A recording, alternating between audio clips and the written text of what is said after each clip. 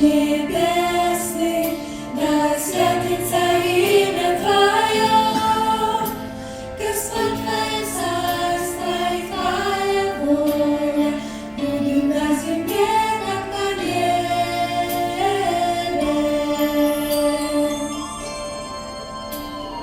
Отче наш небесный, да святится имя Твое.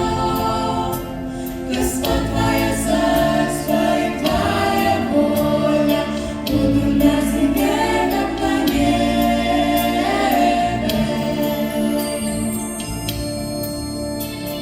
Хлеб наш насущный дай нам сей, не забудь лицо Твое нам.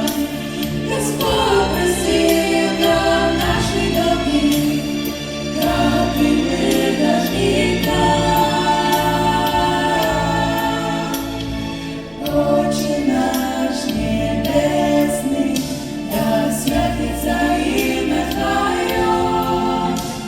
Господь, Твое царство и Твоя воля будут на земле, как на небе.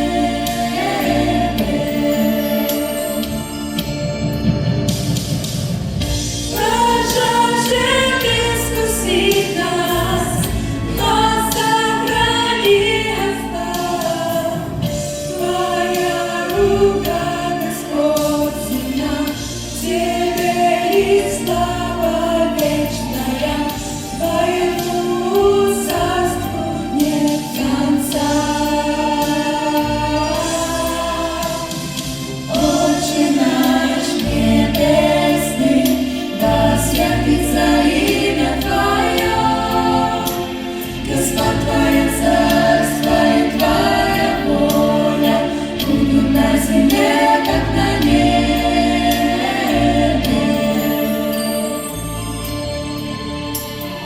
Отче наш